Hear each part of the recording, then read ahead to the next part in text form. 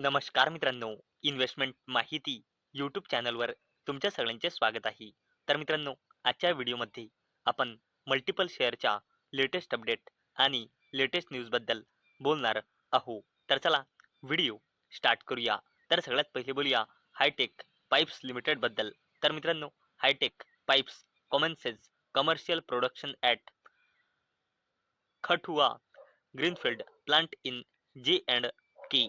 तर चला अपडेटला डिटेलमध्ये समजून घेऊया. तर मित्रांनो, हायटेक पाईप्स लिमिटेड या कंपनीने खटुआ जम्मू अँड काश्मीरमध्ये आपली ग्रीनफील्ड मॅन्युफॅक्चरिंग फॅसिलिटी येथे कमर्शियल प्रोडक्शन कमेन्समेंटचे कॉमेन्समेंटचे अनाउन्समेंट केले आहे आणि याच अपडेटमुळे हायटेक पाईप लिमिटेड ही कंपनी फोकसमध्ये आलेली आहे. चला आता बोलूया राजेश पॉवर सर्व्हिसेस लिमिटेड बद्दल. तर मित्रांनो, Rajesh power receive GUVNL LOI for 65 megawatt और 130 megawatt our battery energy storage project in Gujarat. तर चला अपडेटला डिटेलमध्ये समजून घेऊया. तर मित्रांनो, राजेश पॉवर सर्व्हिसेस लिमिटेडला गुजरातमध्ये 65 मेगावॅट और 130 megawatt our stand alone battery energy storage सिस्टमच्या डेव्हलपमेंटकरिता गुजरात ऊर्जा विकास निगम लिमिटेड कडून लेटर ऑफ इंटेंट रिसीव्ह झाला आहे आणि याच अपडेटमुळे राजेश पॉवर सर्व्हिसेस लिमिटेड ही कंपनी फोकसमध्ये आलेली आहे.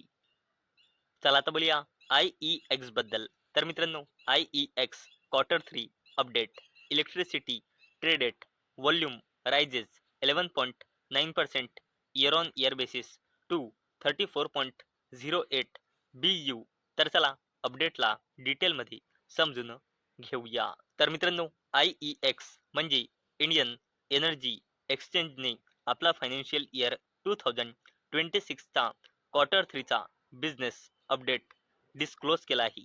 तर मित्रांनो, इंडियन एनर्जी एक्सचेंजचा फायनान्शियल इयर 2026च्या Q3 मध्ये इलेक्ट्रिसिटी ट्रेडेड व्हॉल्यूम आहे 34.08 बिलियन युनिट्सचा, जो इयर ऑन इयर बेसिसवर 11.9% ची ग्रोथ दर्शवतो आणि याच अपडेटमुळे IEX म्हणजे इंडियन एनर्जी एक्सचेंज ही कंपनी याच अपडेटमुळे फोकसमध्ये होती.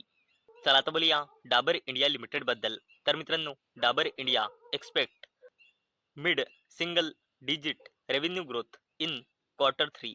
तर मित्रांनो, डाबर इंडिया लिमिटेड या कंपनीला अपेक्षा आहे की फायनान्शियल इयर 2026च्या Q3 मध्ये कंपनीचा रेव्हेन्यू ग्रोथ मिड सिंगल डिजिटमध्ये राहणार आहे आणि याच अपडेटमुळे डाबर इंडिया लिमिटेड ही कंपनी फोकसमध्ये आलेली आहे. चला आता बोलूया L&T फायनान्स लिमिटेड बद्दल. तर मित्रांनो, L&T finance Q3 retail disbursement up 49% year on year basis. Loan book jumps 20%. तर चला अपडेटला डिटेलमध्ये समजून घेऊया. L&T फायनान्स लिमिटेड या कंपनीने आपल्या फायनान्शियल इयर 2026च्या Q3चा बिझनेस अपडेट डिस्क्लोज केला आहे.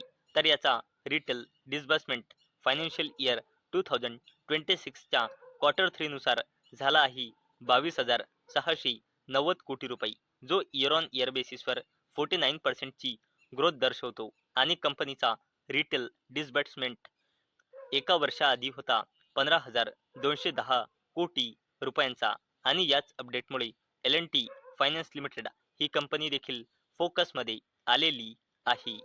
चला आता बोलूया कोटक महिंद्रा बँक लिमिटेड बद्दल. तर मित्रांनो, Kotak Mahindra bank Q3 update net advances rise 16% to 4.80 lakh कोटी रुपये, डिपॉझिट अप 15%. तर चला अपडेट डिटेलमध्ये समजून घेऊया. मित्रांनो, जर आपण कोटक महिंद्रा बँक लिमिटेडचा नेट ॲडव्हान्सेस बघितला तर तो इयर ऑन इयर बेसिसवर 16% वाढून 4,80,229 कोटी रुपये आला आहे, जो एका वर्षाआधी होता 4,13,839 कोटी रुपये आणि कोटक महिंद्रा बँक लिमिटेडचा CASA deposit year on year बेसिसवर 11.9% ने ग्रो होऊन 2,24,199 कोटी रुपये आला आहे, जो इयर ऑन इयर बेसिसवर जो एका वर्षाआधी होता 2,04,12 कोटी रुपये आणि याच अपडेटमुळे कोटक महिंद्रा बँक लिमिटेड ही कंपनी देखील फोकसमध्ये आलेली आहे. चला आता बोलूया वारी एनर्जीज लिमिटेड बद्दल. तर मित्रांनो, वारी एनर्जीज सबसिडरी raises ₹1,003 कोटी to set up 20 gigawatt hour lithium ion battery plant in India. तर चला अपडेटला डिटेलमध्ये समजून घेऊया. मित्रांनो, वारी एनर्जीज लिमिटेडच्या सबसिडरी कंपनी नाही, wholly owned subsidiary company Waaree energies storage solutions private लिमिटेडने 1,003 कोटी रुपये रेज केले आहे.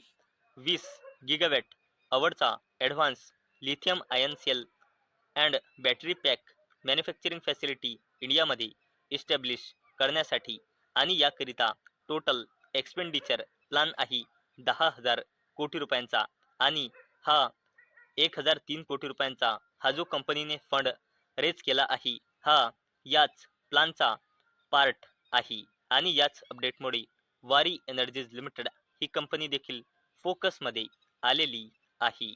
चला आता बोलूया HDFC AMC म्हणजे HDFC asset management company limited बद्दल. तर मित्रांनो, HDFC AMC enters private credit market launches ₹2,500 कोटी फंड. तर चला अपडेटला डिटेलमध्ये समजून घेऊया. तर मित्रांनो, HDFC AMC म्हणजे HDFC ॲसेट मॅनेजमेंट कंपनी लिमिटेडनी न्यू स्ट्रक्चर्ड क्रेडिट फंड 1 सोबत प्रायव्हेट क्रेडिट मार्केटमध्ये एंट्री केली आहे आणि याचा म्हणजे या फंडचा उद्देश आहे अल्टरनेटिव्ह डेप्ट फायनान्सिंग मिड मार्केट कंपनीजला प्रोव्हाइड करण्याचा आणि याकरिता इंटरनॅशनल फायनान्स कॉर्पोरेशन 220 कोटी रुपये इन्व्हेस्ट करणार आहे ॲज अॅन अँकर इन्व्हेस्टर्स आणि याच अपडेटमुळे HDFC AMC ही कंपनी देखील फोकसमध्ये आलेली आहे. चला आता बोलूया टाटा ग्रुपच्या दिग्गज company Tata power company limited बद्दल. तर मित्रांनो, Tata powers rooftop solar arm crosses 1 gigawatt power rooftop solar capacity in first 9 months of financial year 2026. तर चला अपडेटला डिटेलमध्ये समजून घेऊया. मित्रांनो, टाटा पॉवर कंपनी लिमिटेडच्या सबसिडरी कंपनी